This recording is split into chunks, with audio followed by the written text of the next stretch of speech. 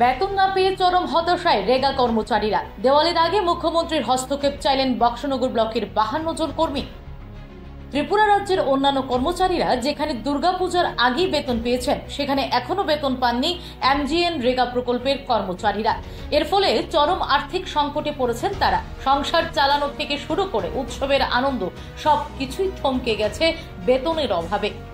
সারা রাজ্যের মতোই বক্সনগর আরডি ব্লকের 52 জন রেগা কর্মচারীও বেতন না পাওয়ার প্রতিবাদী এবং দাবির সপক্ষে মুখ্যমন্ত্রীর দৃষ্টি আকর্ষণ করেছেন। All Tripura MGNREGA employee welfare অ্যাসোসিয়েশনের উদ্যোগে এই আন্দোলনের ডাক দেওয়া হয়েছে। কর্মচারীদের অভিযোগ, গত 26শে সেপ্টেম্বর দুর্গাপূজার আগেই বেতন দেওয়ার কথা থাকলেও তা হয়নি।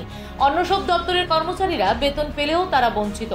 পূজার মরশুমে সংসারে দেখা দেয় অভাব অনটন, এমনকি সন্তানদের নতুন জামা কাপড় কেনাও সম্ভব হয়নি বলে ক্ষোভ প্রকাশ করেছেন কর্মীরা।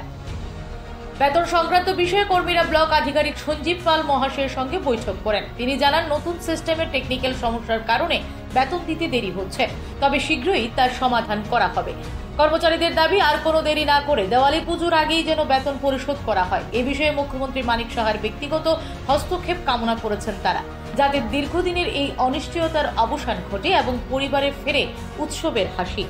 Bureau report, Tripura TV. BDO সাহেব আপনাদের কি বলেছে? বিদ্যুৎ সাহেব আমাদেরকে বলছে আমাদের যে বেতন নতুন সিস্টেম হয়েছে, কিছু টেকনিক্যাল সমস্যা হয়েছে, টেকনিক্যাল এখন সমস্যার কারণে আমাদের বেতন হতে দেরি হয়েছে।